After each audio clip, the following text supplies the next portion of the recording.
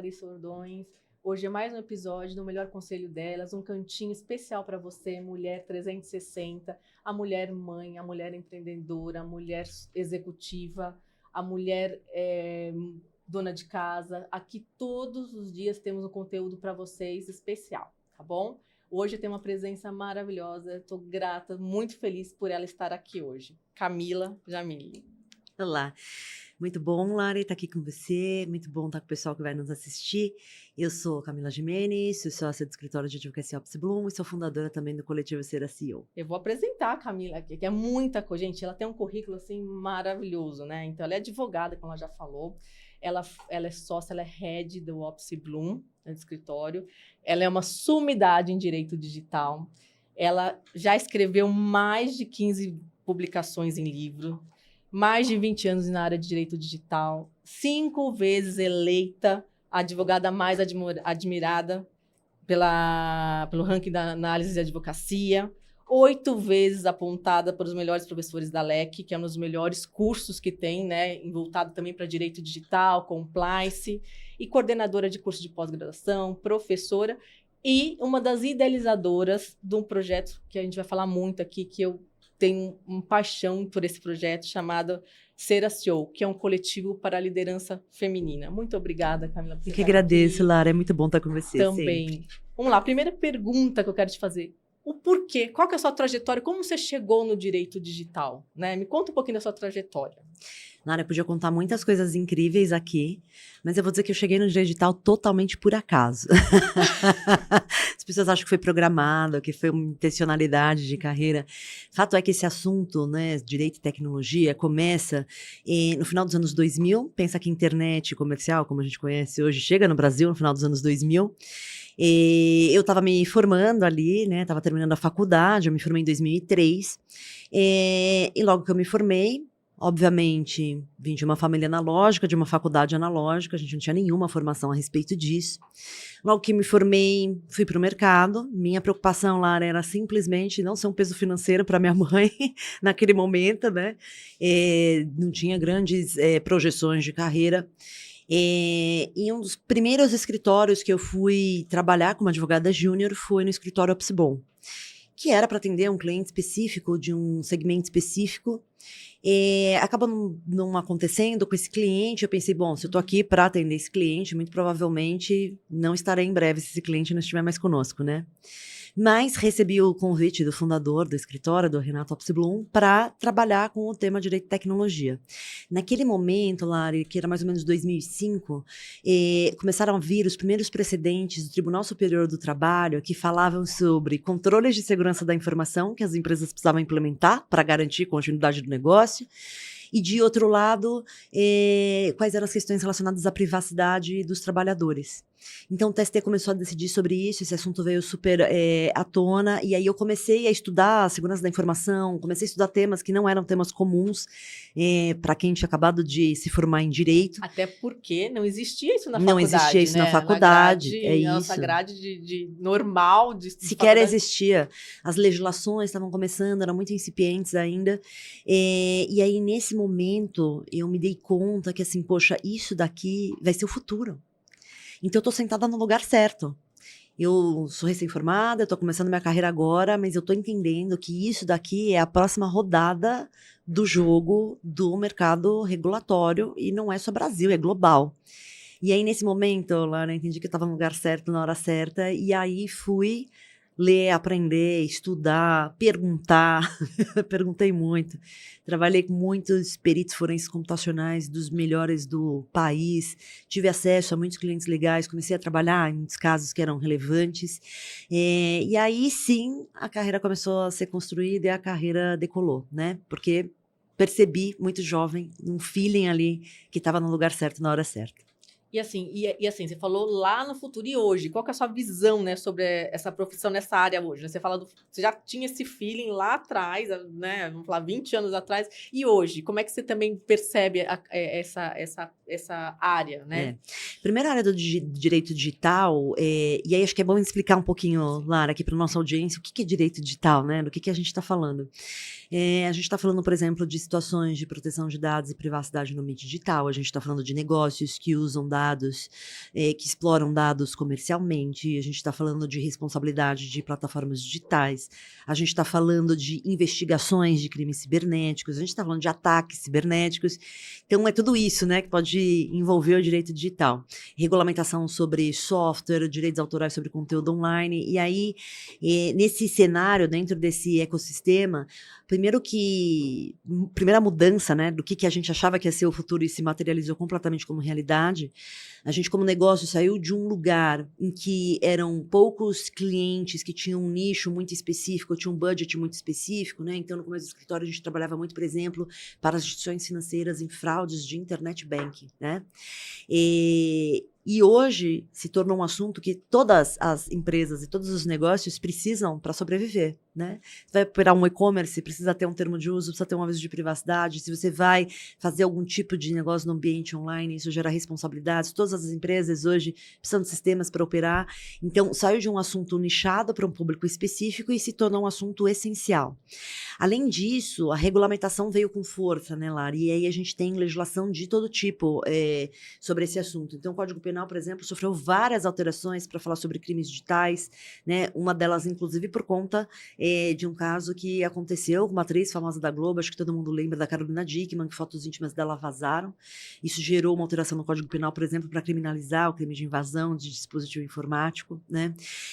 Marco Civil da Internet, uma lei de 2014 que veio para regulamentar o ecossistema de internet, trazer responsabilidades para os players e regras de quebra de sigilo para o caso de uma investigação. Depois veio Lei Geral de Proteção de Dados Pessoais. Agora, muito rapidamente, veio o ECA Digital, o Estatuto da Criança e do Adolescente para o ambiente digital, e que a gente fala de serviços que são oferecidos para crianças e adolescentes nesse ambiente digital, até por conta da questão da utilização, do FELCA, enfim, né?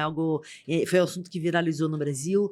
Agora a gente já está discutindo regulação de inteligência artificial, então as legislações também vieram e esse se tornou um assunto fundamental para qualquer negócio conseguir uma operação sustentável, conseguir uma operação que seja data-driven. Então, se tornou um assunto que eu já não digo mais que é o futuro, que já é o presente. Então, você considerando como você o seu papel de Trust Advisor, né? Então, você falou da questão dos bancos, né? Aí você pega também as empresas de tecnologia. E como você se vê, não só em bancos, tecnologia, em todos os nichos de empresa? Como é que você, Camila, consegue permear por isso, né? Porque você tem que ser, além de ser advogada, né? Consultora no Trust Advisor, como é que você tem que conhecer o negócio de todas as empresas? Como é que é para você isso? É uma jornada, viu, Lari? Porque no começo da minha carreira, eu me preocupei muito e me preparei muito para ser uma profissional técnica, né? Então, conhecer a legislação, ganhar processos, montar estratégias, e fiz essa jornada por muito tempo. Até o momento que eu fui convidada pelos meus sócios para me tornar CEO do escritório, né? Eu assumi essa posição durante 3 anos no escritório, e ali eu comecei a entender primeiro, né? Eu precisava desenvolver habilidades de gestão, e depois eu comecei a entender que eu já havia transbordado como advogada, né? Então, o meu papel não era mais ali ficar atrás do computador só produzindo algum documento jurídico, mas era ajudar os nossos clientes de forma estratégica. E aí o advogado hoje, né, para ser que transborda, para ser um trust advisor, ele não precisa só conhecer a técnica, ele precisa conhecer do negócio do cliente, ele precisa entender quais são as dores daquele determinado tipo de mercado, ele precisa estar conectado com o que está rolando no mundo sobre esse assunto. Então, eu acho que o grande desafio foi também entender de negócios e o mais importante, entender os negócios dos clientes que eu atendo, né? Porque é nesse lugar que a gente consegue conectar toda a teoria, conectar toda a jornada de conhecimento jurídico com o uso prático para viabilizar negócios, resolver problemas ou buscar KPIs que os nossos clientes buscam. Então, eu diria que a grande transformação dessa carreira, e hoje o meu papel é muito mais aconselhar os clientes, conectando toda a minha base teórica, mas também com a realidade prática dos negócios. E você falou que você foi, assim, mulher, né? Advogada, mulher, área de tecnologia e CEO, né? Como você se viu nesse processo, porque assim, a gente sabe que é muito difícil. E no escritório de advocacia, né? A gente percebe, eu já trabalhei no meu escritório de advocacia, que a gente tem muitas mulheres na base, temos hoje, acho que tem pesquisa que a gente tem muitas mulheres no escritório de advocacia, mas a gente não vê as mulheres chegando em cargos, né, de sócios ou de gerentes. Elas param lá na coordenadora, algumas líderes de área, mas não se chega no cargo de CEO. Como é que foi isso para você? E como é que você lida e como você pode ajudar essas mulheres, né? Porque deve ter sido para você uma mudança e uma barreira, né? Sim. Eu escolhi todas as coisas difíceis, viu, lá? Eu tô Mas eu sempre brinco também, meu telefone só toca porque eu resolvo coisas difíceis, então... Isso é importante, né? Se o problema não fosse complexo, eu realmente não precisaria da minha contribuição na mesa. Bom, primeiro, escolhi a jornada de escritório de advocacia. É importante dizer, né, que os escritórios, eles são predominantemente masculinos, nos cargos de liderança. Os homens são tidos por esse mercado como os rainmakers, né, os grandes fazedores de negócios. Então, muitas vezes as mulheres elas ficam na base, na estruturação, mas elas não conseguem atingir os cargos de sócias, de managing partners ou de CEOs desses negócios. É também um negócio muito tradicional, né, que existe há muitos séculos. Eu até digo que é uma profissão analógica no mundo digital, né?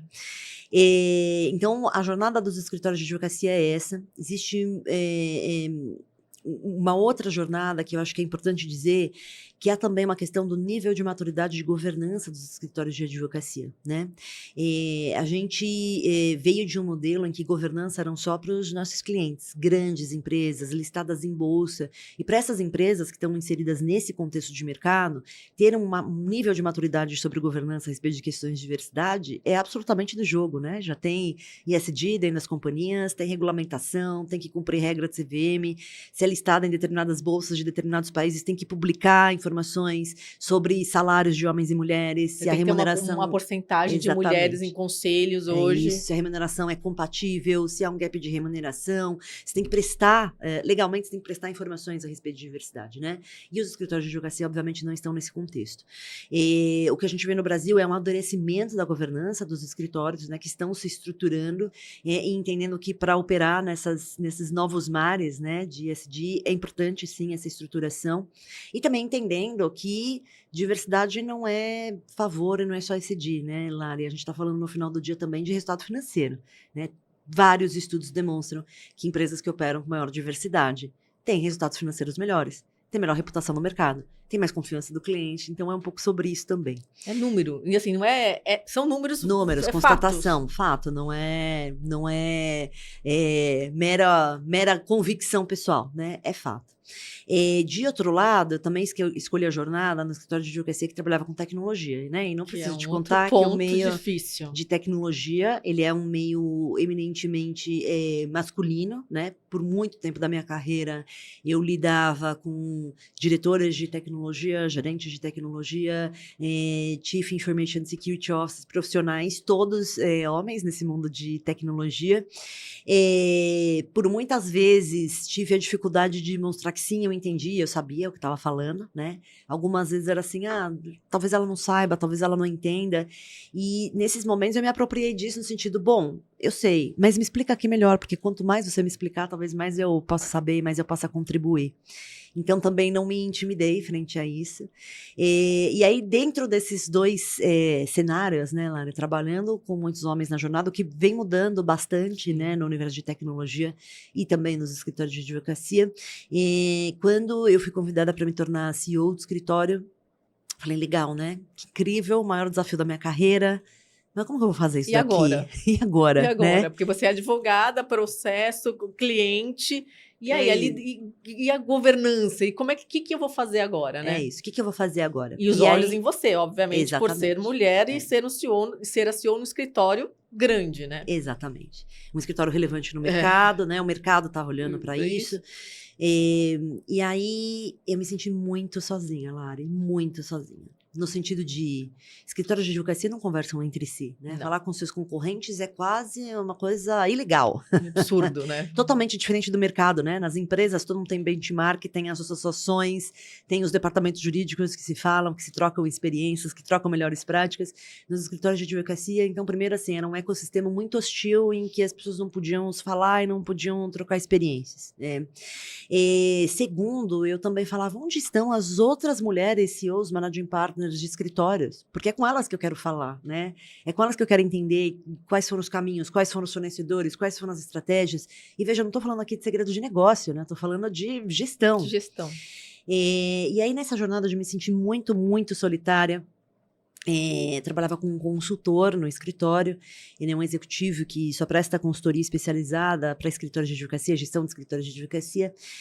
A gente brinca que ele é o nosso fado madrinho. E aí ele me disse, Camila, tô vendo aqui como você está sofrendo nesse novo papel, né? E como você quer acertar. E eu atendo outros escritórios, outras mulheres que eu sinto que têm essa mesma dor, se sentem solitárias nessa jornada, se sentem sem referências, se sentem fora de um universo colaborativo. Vou conectar vocês, vou mandar um e-mail copiando todos vocês e aí vocês decidem o que vocês querem fazer com isso. E esse porque quanto mais você está lá no topo, mais sozinho você fica, né? E a gente percebe isso, né? Quando você não está mais no WhatsApp do grupo, você não está mais ligado com o WhatsApp do escritório, e assim, é muito solitário mesmo, né? Uma amiga minha outro dia resumiu isso também, ela se tornou executiva no mercado de marketing, ela falou, você se torna um espalha-rodinha. Você chega, todo mundo sai, né? A hora do almoço, todo mundo sai, você vai almoçar sozinho. É isso, porque o seu papel é de um tamanho de responsabilidade que às vezes as pessoas têm medo de se relacionar com isso, né? Porque é sobre assumir responsabilidade.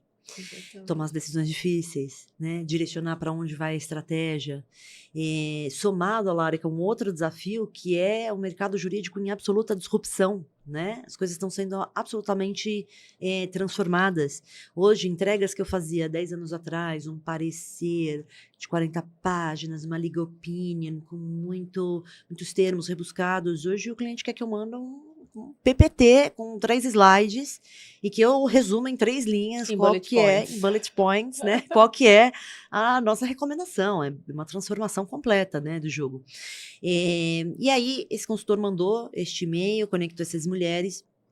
A gente fez um primeiro encontro. Imediatamente a gente se conectou, né? Isso porque é uma sentiu ali quais eram as dores, né? Um espaço também de segurança para poder abrir, né? Todas as vulnerabilidades mesmo do que a gente estava passando. E aí começamos, no início éramos 10 mulheres, ficamos durante um ano nos encontrando e trocando entre nós. Até o momento que a gente falou, isso não pode ser só nós. Isso precisa ser de todas as mulheres que estão no mercado, dos escritórios de advocacia, que passam por isso, né? E aí a gente resolveu fundar o coletivo chamado Ser a CEO, né? Que é justamente para impulsionar mulheres para cargos de liderança em escritórios de advocacia.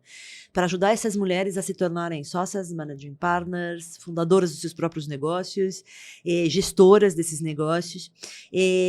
A gente fez um evento de lançamento, foi mais ou menos 3 anos atrás, morrendo de medo, né? Será que alguém vai vir? E aí a gente lotou um teatro, foram mais de 50 mulheres que foram lá nos prestigiar. Hoje a gente tem mais de 820 mulheres no Brasil inteiro, né, conectadas. E os nossos objetivos, Lari, eles são bem claros, né? Para as mulheres que já chegaram nesse lugar, que elas possam trocar entre si, conhecer melhores práticas, né? Ajudar a encontrar soluções que às vezes são problemas, dores comuns do mercado. Mas também que a gente possa ser uma rede de negócios, né? Uma rede de networking, que essas mulheres possam gerar negócios e resultados financeiros para os seus escritórios entre si. E isso é muito importante. Que não era, né? Imagina, você não podia... Às vezes, eu lembro que tinha até no código de conduta que era conflito de interesse você conversar com uma outra advogada num escritório... não concorrente, mas num outro escritório que estava lá no Mas veja, Lari, mercado. eu, por exemplo, enfrento muito isso, né? Eu tenho situações de clientes que eu atendo há muitos anos, que meu escritório atende há muitos anos, o cliente tem plena confiança no nosso trabalho, mas ele nos procura, por exemplo, fazer um trabalho de direito ambiental. Poxa, Eu não sou do direito ambiental. Eu posso te ajudar nas questões de tecnologia, eu posso te ajudar no ataque cibernético, eu posso te ajudar a estruturar um novo produto digital, mas eu não sei fazer direito ambiental, né? Então, eu vou acionar alguma mulher deste grupo, dessa rede, para que eu possa indicar para o cliente, ou algumas mulheres, para que ela gere negócio para o escritório dela. Isso vem funcionando muito bem. Então, para essas mulheres que já chegaram, funciona também como uma rede de networking. Para as mulheres que estão começando, né, Lari, mas já estão aí enfrentando esses desafios de carreira, a gente também promove encontros, cafés da manhã, workshops para a divulgação de conhecimento, para se preparar. Olha, você quer ser uma executiva no escritório de advocacia? Qual que é o Quais são as isso, qual que habilidades é a que você precisa habilidade? ter, né? Quais habilidades e desafios dela? É isso, O né? que você vê? Como você precifica uma proposta de honorários? Como você precifica o seu trabalho? Como você implementa metodologias ágeis na gestão do seu escritório? Como você fala de venda de serviços jurídicos, né? Como que você fala de prospecção de clientes? Como você se prepara para essa disrupção que está acontecendo no mercado? Então, uma outra jornada é essa também de capacitação para que a gente possa desenvolver, né, nossas melhores habilidades para que os nossos negócios possam prosperar e, obviamente, que a gente possa prosperar junto com eles. Porque a mulher era muito operacional, né? No É. escritório, muito operacional de fazer, de entregar, de fazer. Agora, assim, veja assim, eu também tinha dificuldade de como eu vou precificar o meu trabalho, porque a gente quer ser, a gente quer ser reconhecida, mas a gente não se reconhece. É Né? isso. E isso é muito complicado. A gente tem que. Eu trabalho, esse é o valor que é o meu trabalho. Então, para a gente, é uma disruptura, né? De eu sair de uma operação que eu faço lá, entrego, tudo que tem que entregar, o parecer, mas quanto eu custo? Qual que é o preço da. E uma mulher não sabe fazer isso, até hoje ainda. É Né? isso, Então, acho que é um dos pontos, né, de mudança, né? Da mulher aprender a precificar, a poder falar. Ó, e sentar numa mesa e negociar, porque também a mulher não fazia isso. Não Quem fazia isso, era... tinha vergonha. Tinha vergonha. E eu também descobri lá nessa jornada, né? Eu fui também me letrar sobre o assunto, me preparar sobre o assunto. E eu também fiz muitos workshops a respeito disso. E eu fiz um workshop do Google que para mim foi muito marcante, chamado You Are Remarkable, né? Você é incrível. E o workshop propunha às mulheres que elas falassem quais eram as coisas e as entregas incríveis que elas faziam, né? E não conseguem falar. E aí, eles pediam pra gente primeiro escrever, né? Pegue um caderno e anote, olha, entreguei esse projeto esse ano, consegui, ganhei este processo neste ano, atraí este cliente, montei este projeto de gestão de pessoas e tal. E aí depois eles pediam, abra o microfone e fale das suas vitórias. E aí eu percebi, Lari, como era difícil pra gente verbalizar as nossas conquistas.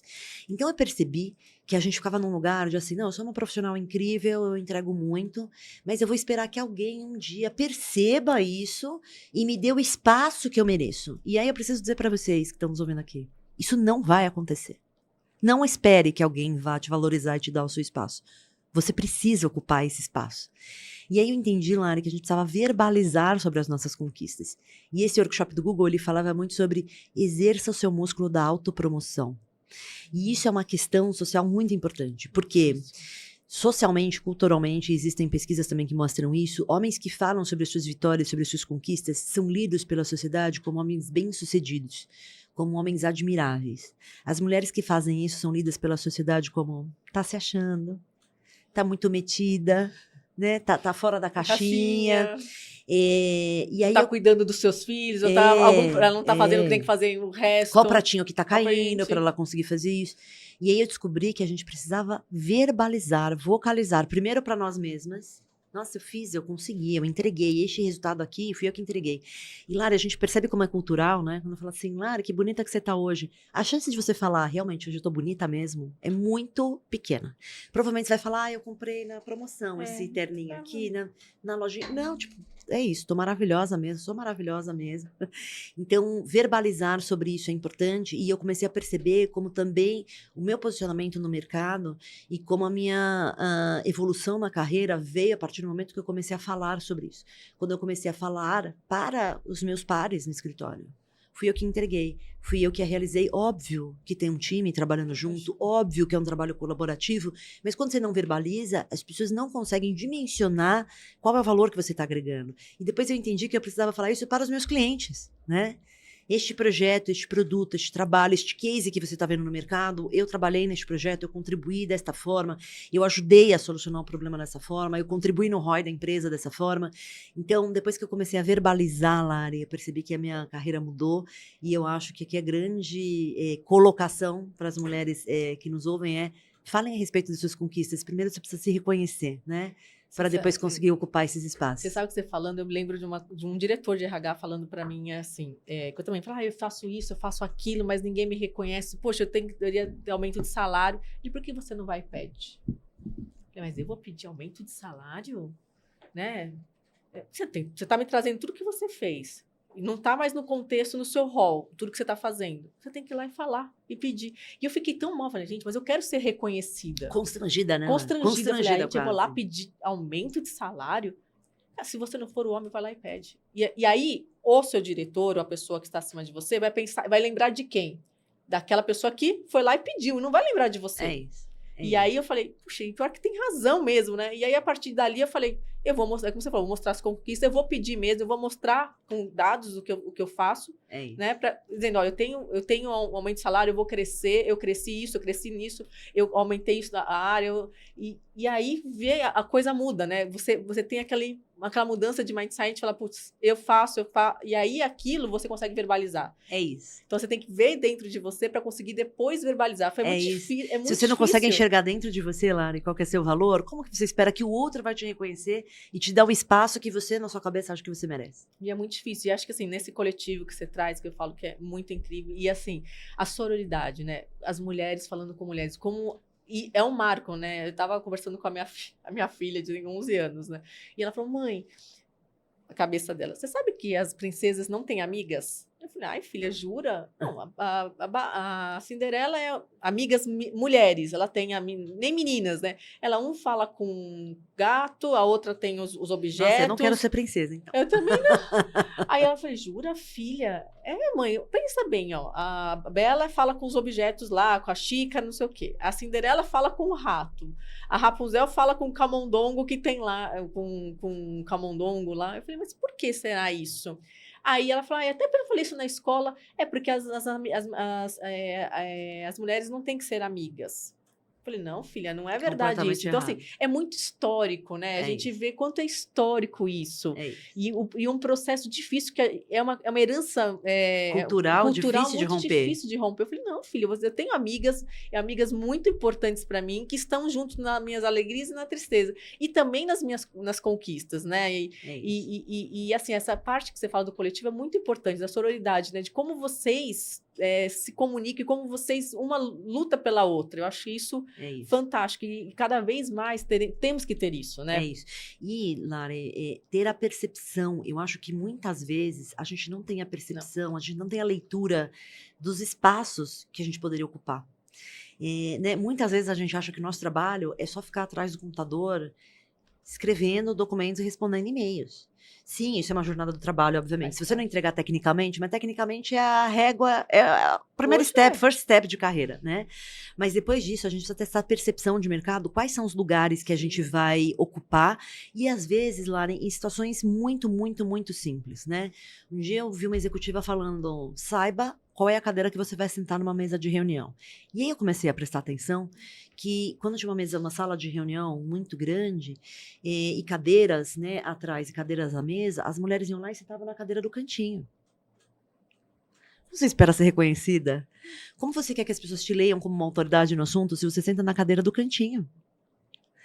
E aí depois que eu me atentei a isso, eu falei, não, eu preciso observar e eu vou escolher a cadeira que eu vou sentar. E aí passou um tempo, eu fui num evento, uma questão de cibersegurança, resposta a incidente e tal. E aí eu olhei a cadeira que era mais importante do treinamento, lá do evento que a gente estava fazendo, sentei nela. E depois uma pessoa veio me dar um feedback. Ela falou, olha, você foi lida como uma autoridade porque você escolheu a cadeira mais importante para sentar. Mas se você não tem essa percepção, se você não tem essa leitura, você acha que é normal sentar no cantinho, entende? Então, ter esta compreensão para conseguir ler qual que é o jogo e se posicionar nesse jogo é fundamental. E, assim, e fora isso, saber tecnicamente isso é o básico. Básico hoje, Basilar. né? É o básico. Agora vamos falar um pouquinho esse mundo digital, esse boom digital, né? Então, assim, você vem acompanhando, é uma sumidade em direito digital. E esse mundo digital hoje? E essa IA? O que temos aí para frente? Me conta um pouco da regulamentação, o que elas pode ajudar para as mulheres também, que eu acho que isso é importante, né? Sim, sim. Bom, primeiro, a gente já tem algumas décadas, eu diria, né? Existem projetos desde os anos 60 que tratam sobre isso, mas eu acho que a grande evolução que a gente tem agora estão em dois pontos, né? Primeiro, a tecnologia saiu da mão da acessibilidade só das grandes empresas que tinham grandes projetos e grandes budgets, e hoje está na mão de qualquer um de nós, no seu smartphone, você consegue ter um aplicativo, né? Tá gratuito para conseguir consumir. Então, saiu de um lugar, de uma esfera, de um acesso muito de privilégio e se transformou em algo que já é uma ferramenta que está na mão de todo mundo. E, segundo, né, eu acredito, é difícil prever o futuro, né, Lara? Se fosse fácil, a gente não estava ralando tanto. Mas você acreditou no futuro que você está aqui, né? 20 Exatamente, anos atrás falando exatamente. nisso e está aqui.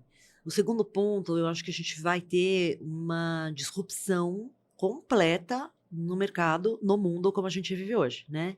A gente está vendo que alguns futuristas, eu gosto muito de uma futurista americana chamada Amy Webb, e ela faz essas leituras de mercado, né? Qual que vai ser a próxima rodada do mercado, e ela chama isso de super ciclo tecnológico, que é exatamente isso. Agora é tudo tecnologia, IA first, né? IA para tudo, IA em primeiro lugar.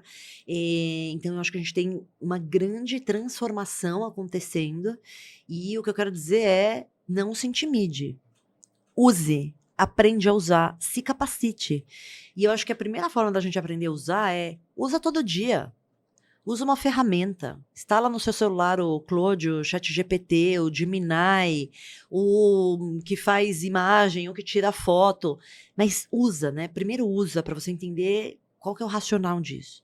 Segundo, se prepare e se capacite, porque isso vai transformar as nossas vidas, né? Falam em transformações do tipo quando a humanidade criou a energia elétrica, quando a gente saiu do mundo tradicional e se tornou um mundo movido a petróleo. Então, o mundo está se transformando e você não pode ser engolida por ele, né? Eu sempre brinco, você pode escolher, você quer ser o Uber ou você quer ser o taxista.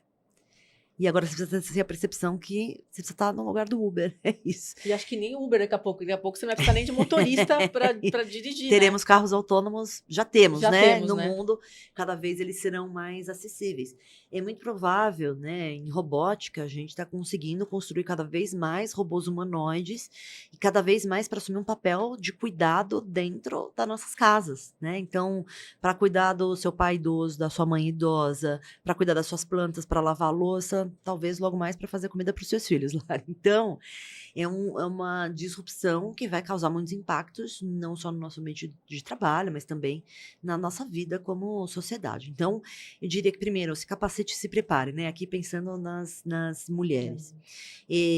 Já existem vários grupos focados e apoiando mulheres para se desenvolver nessas frentes. A gente precisa também participar dessa liderança, dessa percepção que isso está mudando, esse movimento está acontecendo, e a gente se posicionar e ter capacidade, obviamente, técnica para se colocar como líder nessa jornada. E aí, Lari, que eu acho que pode ser o nosso grande lugar de desafio. Por quê?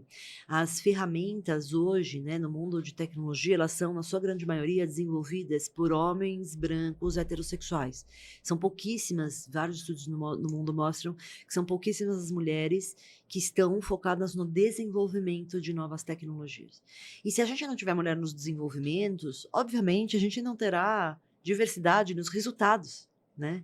Então, também ocupar esses espaços, né, de ajudar a codar mesmo, a gente fala, né, escrever código-fonte de tecnologia, treinar as bases, as ferramentas de inteligência artificial, a gente precisa ter mulheres nesses lugares. Então, a gente também precisa incentivar, né, as filhas, as crianças, as meninas, né? Sim, elas têm capacidade para estudar temas de exatas, sim, elas têm capacidade para trabalhar com assuntos de tecnologia, para que elas possam ocupar esses espaços. Essa até é uma pergunta que eu ia fazer, né? Porque assim, eu falo que meus filhos têm 11 anos. Eu falo, gente, o que eu vou falar, né? A gente não fala, mas o que eu posso orientar meus filhos daqui? O que eles vão fazer no futuro, né? com toda essa transformação digital? É uma preocupação que eu tenho, né? Eu já posso te dizer, Lari. Eu não sei qual vai ser a profissão, tá? Então, é porque eu falo, profissão, porque você está acostumada, é médico, advogado, É. engenheiro. A gente, era muito mais fácil para nossos pais meio que orientar, né? A gente, É. aquelas profissões, né? É. Fala, aqueles silozinhos. E agora? Nomes? Eu nem sei se vai Sim. existir nomes lá Talvez no não futuro. existam mais. A Gartner, né, que é uma grande referência de consultoria global de segurança da informação, recentemente eles publicaram um estudo sobre isso, e eles já começam a mostrar que posições de trabalho em que skills relacionados à inteligência artificial estão presentes, isso já está aumentando o salário, a remuneração dessas pessoas em cerca de 20% a 30%. E que uma das coisas que provavelmente, Lari, acho que é nisso que a gente precisa focar, que provavelmente será a grande habilidade é não só saber usar os instrumentos de tecnologia, mas é ter senso crítico a respeito deles. Então, Lari, eu diria que para você falar para os seus filhos, eles vão ser muito preparados, eles terem muita cultura, bagagem, para ter senso crítico sobre os resultados do que a IA provavelmente vai ajudá-los a fazer, né? E eu acho que é nesse lugar que o ser humano mais vai fazer a diferença nessa jornada. Por quê? Do ponto de vista de capacidade tecnológica de processamento de informação, Lari, hoje é uma capacidade absurda, né, de informação de processamento. Pra você ter ideia, quando o ser humano chegou à Lua, toda a tecnologia que eles tinham de processamento de informação seria compatível hoje com o chip de uma máquina fotográfica digital, que é nada, né? Então, a gente vai ter muito acesso a muito conteúdo, a muito conhecimento, mas ter senso crítico para fazer avaliação sobre isso vai ser uma habilidade fundamental no mercado do futuro. E nessa perspectiva, a gente percebe nos casos que a gente já tem hoje, né? A gente fala muito sobre vieses discriminatórios de algoritmos, e o quanto é importante, né, ter uma governança de inteligência artificial que ajude as empresas a detectarem esses vieses e corrigirem. Alguns deles estão muito associados à questão de mulheres, e aí, se você não tem senso crítico, você não consegue entender. Tem um caso muito bacana na perspectiva de estudo, né? Não da consequência, mas na perspectiva acadêmica. Tem um caso super interessante, que era um caso em que a Apple decidiu fazer um projeto para conceder cartões de crédito, né, por seus clientes. E uma das pessoas que recebeu esse cartão de crédito foi o Wozniak, que é um dos caras que era o fundador da Apple, né? E ele e a esposa receberam aquele cartão de crédito nesse projeto. E ele e a esposa tinham mais ou menos a mesma faixa etária, a mesma condição financeira de renda. Ela também era uma super executiva e tal, mesma condição de saúde, mesmo tipo de patrimônio. E eles perceberam que o cartão dela tinha um crédito 10 vezes menor que o cartão dele. Mas isso é culpa da inteligência artificial? Isso é culpa da Apple? Não. A gente está olhando para a base de dados histórica. Se você olhar historicamente, as mulheres não tinham dinheiro. E se elas tinham, Lari, o dinheiro era administrado pelos maridos, pelos irmãos, pelos pais. As roupas das mulheres não tinham bolso, porque elas não tinham dinheiro para carregar. Entende? Então, quando você olha para uma base de dados histórica, sei lá, por muito tempo, só 1% de toda a propriedade no mundo pertencia a mulheres, faz sentido a ferramenta olhar para essa base de dados histórica e recomendar um crédito melhor, porque mulheres não têm dinheiro. Percebe? Se você não tem alguém com senso crítico para olhar para isso e falar, poxa, isso aqui não está correto, há um viés aqui, você sequer consegue tomar uma decisão melhor, percebe? Então, o senso crítico nessa jornada, nessa era, né, eu chamo de dilúvio informacional, que o conhecimento está disponível para todo mundo, ter senso crítico a respeito desse conhecimento vai ser fundamental. Eu acho isso super importante. Você vê que até havia uma movimentação aí da OpenAI, meio que não vamos mais falar sobre questões médicas, não vamos mais falar sobre pareceres jurídicos, não vamos falar sobre conselhos de planejamentos financeiros. Eles deram uma retroagida. O que você acha disso? Você acha que por causa da questão do senso crítico mesmo, das pessoas não terem realmente o senso crítico de olhar, pera, vamos dar uma olhada, será que é isso mesmo? Sim. Aí você falou, a gente tem uma coisa que a IA não tem, a base histórica. Sim. A gente tem o histórico. Sim. A gente tem o senso crítico. Sim. Né? E aí eles vieram agora, eu vi que eles estão meio que relutando com essa questão de questões médicas, questões financeiras e questões até jurídicas, né? Eles deram uma freada aí no... Eu acho importante dar aqui um step back, Lari, para fazer sentido. Eu acho que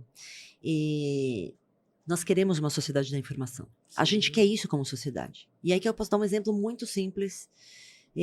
O que você prefere hoje, Lari? Você prefere usar o Waze aplicativo de GPS para chegar rápido nos lugares, melhor caminho, melhor rota para você fugir do trânsito, ou você prefere voltar pro guia de ruas? Eu não vivo sem o Waze, mas assim, eu sou uma pessoa que não tem nem noção de espaço, tempo, e assim, o Waze é minha vida. Se eu fico sem o Waze, eu tenho 2 celulares, porque se um não falha, o outro tá usando o Waze.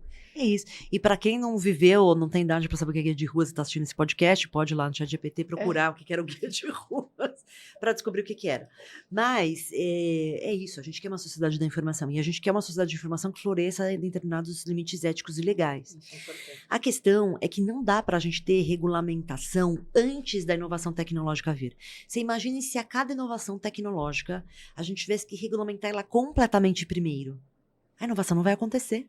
Não, e a gente não sabe nem como regulamentar uma coisa que nem, não existe, né? Você não tem nem exemplo. Pense no WhatsApp. O WhatsApp era um aplicativo pequeno, uma ferramenta pequena. Começou a crescer, começou a ampliar. Brasil explodiu. O Brasil é um dos maiores consumidores de WhatsApp.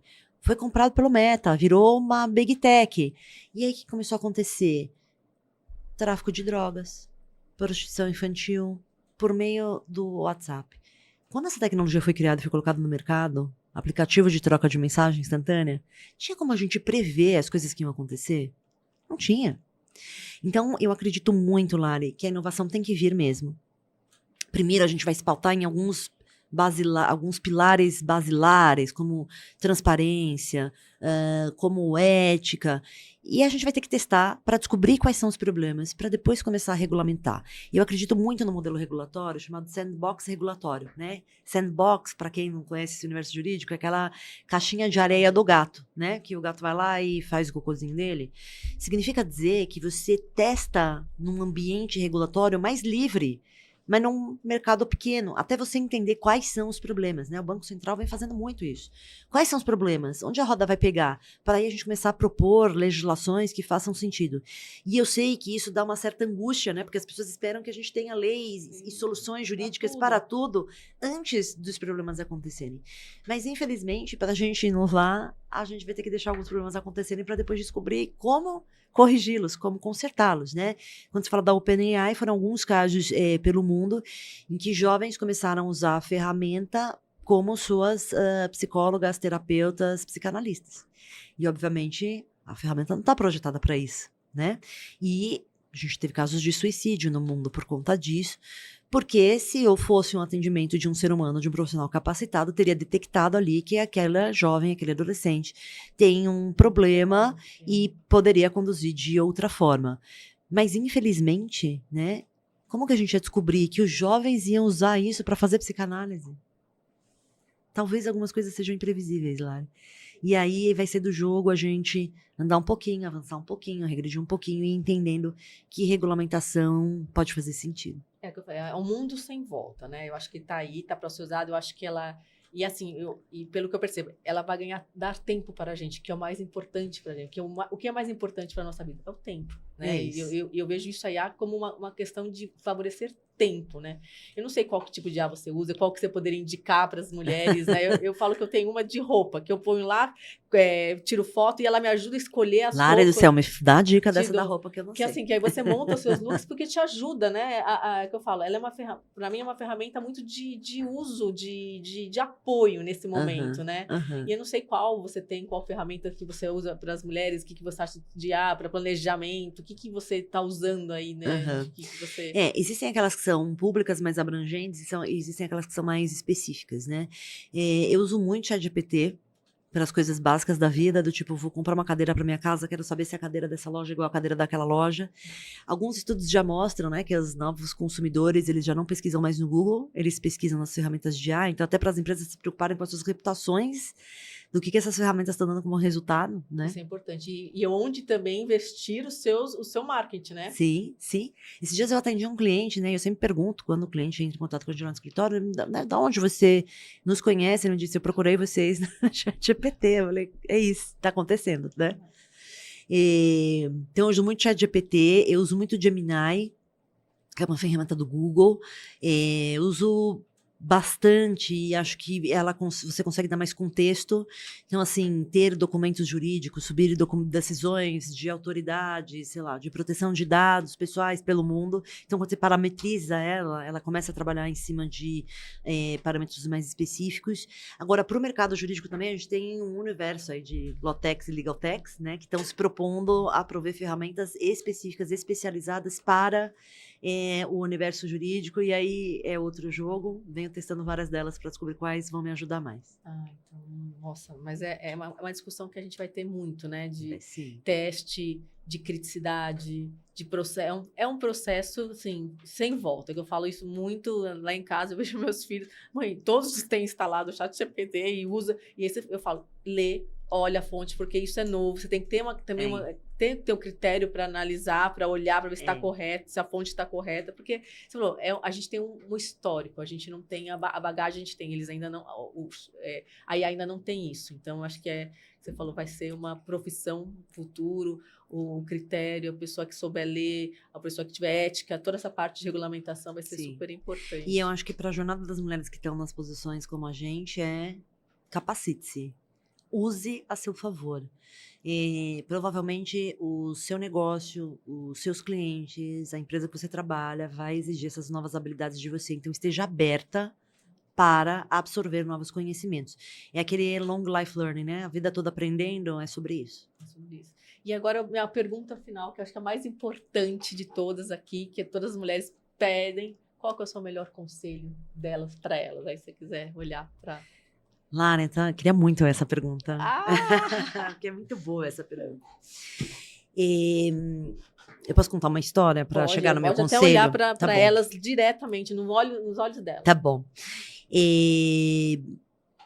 Eu descobri, Lari, que o que eu achava que era a minha principal fraqueza, na verdade, era a minha fortaleza.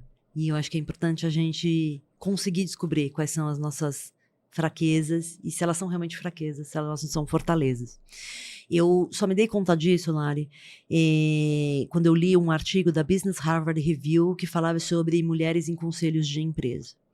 E a matéria falava o seguinte, que era muito difícil fazer uma pesquisa científica sobre isso, com uma metodologia adequada, porque as reuniões de conselho são fechadas, tratam-se de assuntos confidenciais, então era muito difícil medir.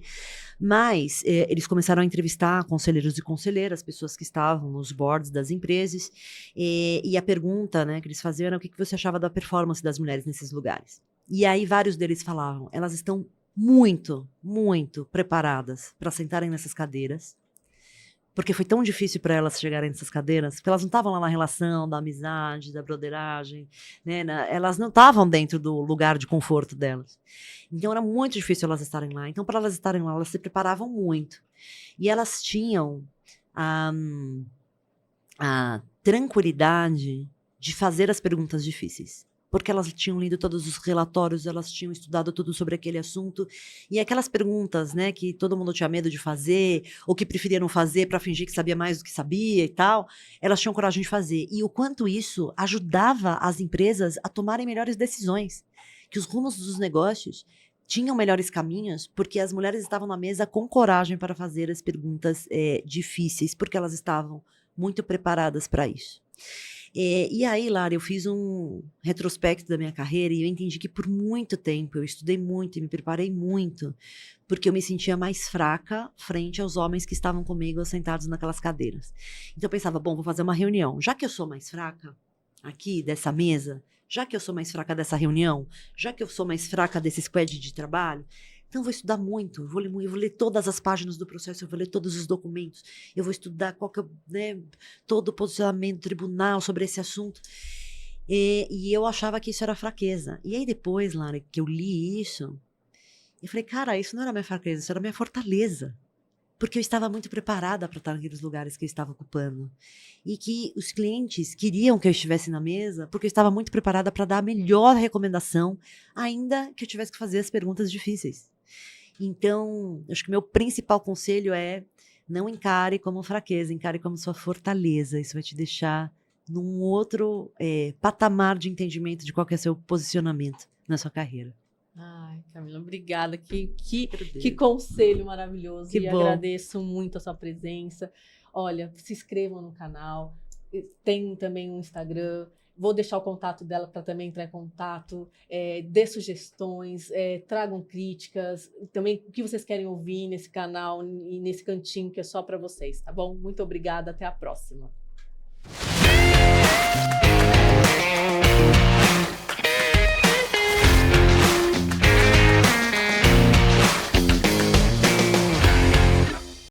Esse podcast foi produzido por Gramofone Podcast.